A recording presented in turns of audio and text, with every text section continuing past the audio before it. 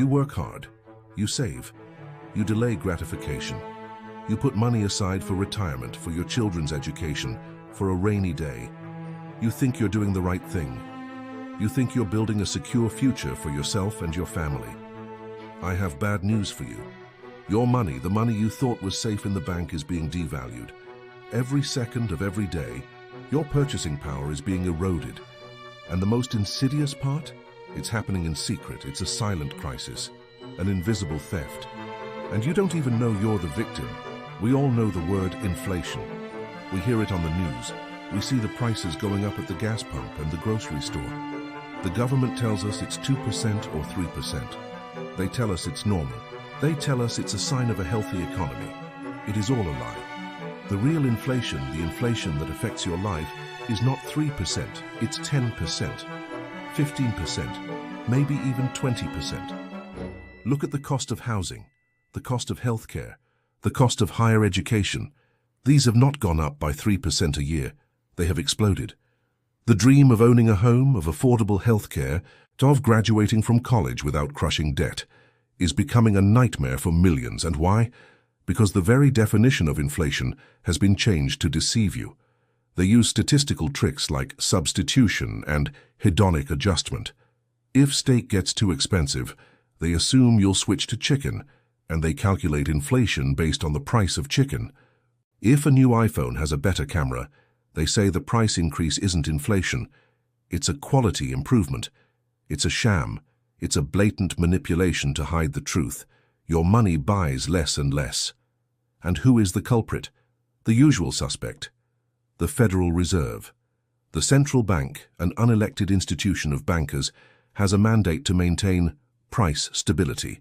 But what they have done is the opposite. Since its creation in 1913, the US dollar has lost over 96% of its purchasing power. They do this through money printing. When the government spends more than it collects in taxes, which it does every single year, the Fed steps in and creates money out of thin air to cover the difference. Every new dollar they print makes the dollars you have in your bank account less valuable. It is a hidden tax. A tax that was not passed by Congress. A tax that hits the poor and the middle class the hardest. The rich don't mind. Their wealth is not in cash. It's in assets, stocks, real estate, art. And when the Fed prints money, the value of those assets skyrockets. It is the greatest transfer of wealth in history, happening every day in plain sight. They are stealing your savings to enrich their friends on Wall Street. They are sacrificing your future to pay for their irresponsible promises. And don't think your money is safe in the bank. Your savings account is earning you 0. 1% interest. With real inflation at 10%, you are losing 9% of your purchasing power every single year. Your savings account is not a savings account. It is a guaranteed losing account. They have created a system where you cannot win. If you save money, inflation eats it alive. If you invest it in the stock market, you are participating in a rigged casino, subject to wild crashes. If you put it in bonds, you are lending money to a bankrupt government at interest rates that don't even keep up with inflation. There is no escape. Or rather, that's what they want you to think. They want you to feel powerless, hopeless, dependent on the system they control. But there is a way out. There are ways to protect your wealth, ways to play a different game. But the first step is to wake up, to realize that you are being played, that your savings are being devalued, that the system is not broken. It is working exactly as it was designed, to transfer wealth from you to them. Don't be a silent victim. Educate yourself. Question everything. And prepare. Because the theft is not going to stop, it is only going to accelerate. This isn't just about numbers on a screen. It's about the erosion of your life's work. Every hour you spent at your job, every sacrifice you made, is being systematically devalued. The future you have been planning for, the retirement you have been dreaming of, is being pushed further and further out of reach. This is a betrayal of the social contract. The promise that if you work hard and save, you will be rewarded, has been broken. Let's look at the history. This is not a new phenomenon. The debasement of currency is a story as old as civilization. Roman emperors clipped their coins, mixing them with cheaper metals to fund their wars and their lavish lifestyles. The result was the collapse of the Roman Empire. The Weimar Republic in Germany in the 1920s printed money to pay its war reparations, leading to one of the most famous hyperinflationary episodes in history. People were using wheelbarrows full of cash to buy a loaf of bread. The story is always the same. When a government can create money out of thin air, it will always, eventually, abuse that power. And the consequences are always catastrophic. What is different today is the scale and the sophistication of the deception. The Federal Reserve is not a group of bumbling bureaucrats. They are some of the most highly educated economists in the world. They know exactly what they are doing. They are using complex models and academic jargon to create a smokescreen, to make it seem as if this is all a natural and unavoidable part of the economic cycle. It is not. It is a deliberate policy choice.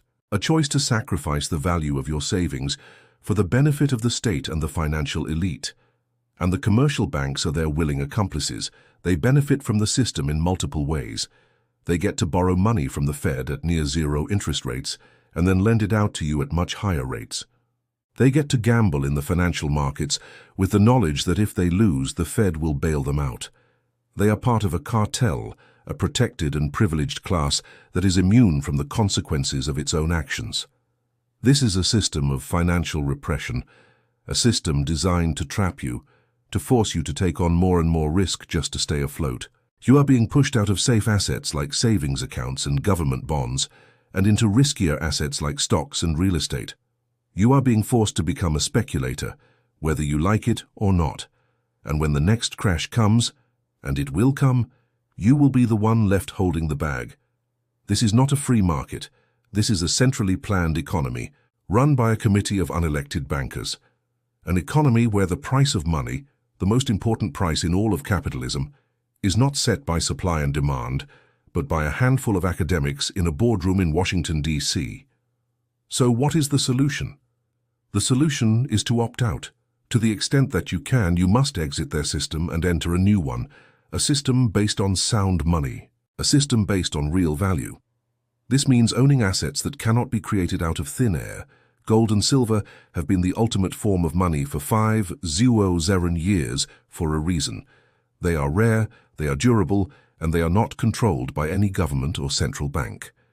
Bitcoin, a new and emerging technology, offers a digital alternative, a decentralized, censorship-resistant form of money that is outside the control of the state. This is not about getting rich quick. This is about survival.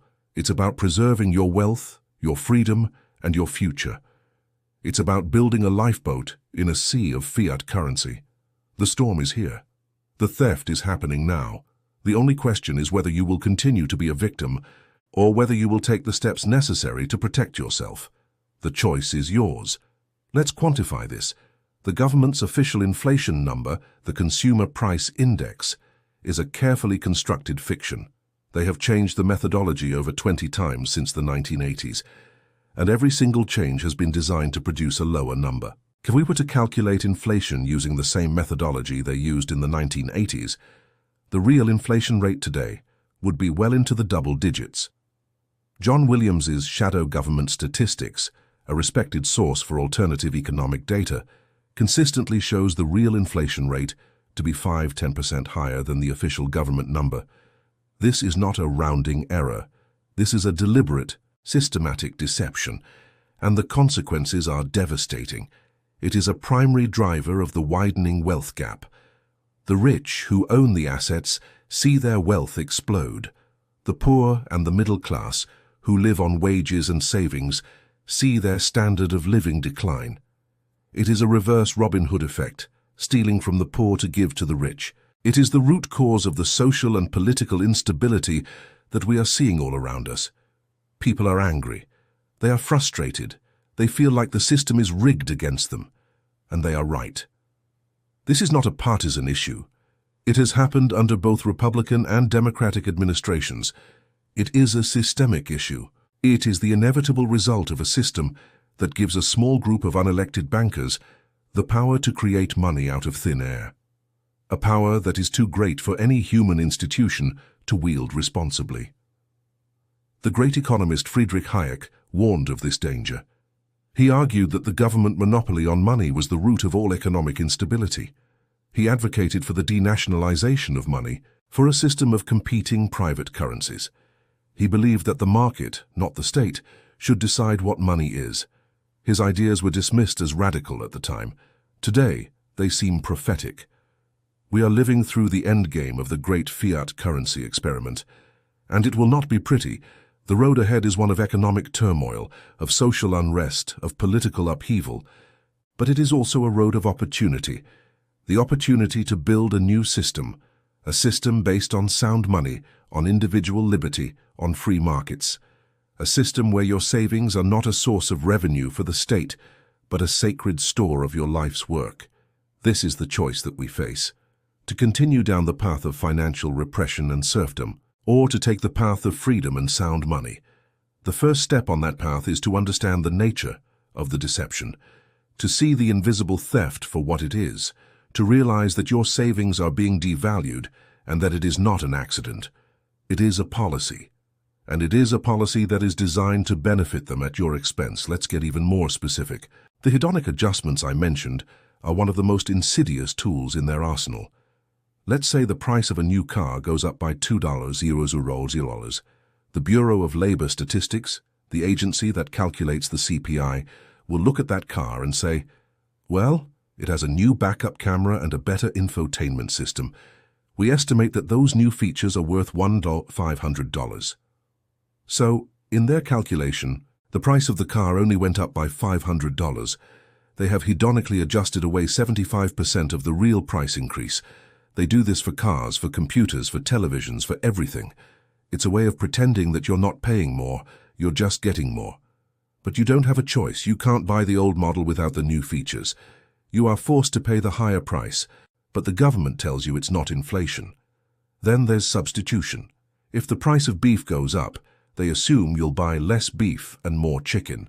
So they reduce the weighting of beef in the CPI basket and increase the weighting of chicken.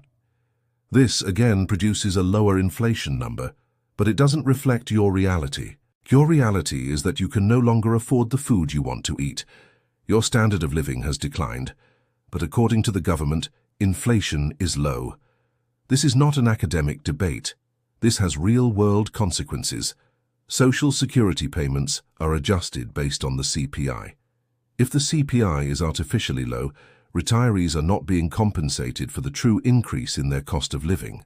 Their benefits are being cut in real terms year after year. The same is true for many union contracts and pension plans. It is a massive hidden transfer of wealth from the elderly and the working class to the government, and it creates a dangerous illusion of prosperity. The government can claim that they are managing the economy well, that inflation is under control, that wages are rising in real terms.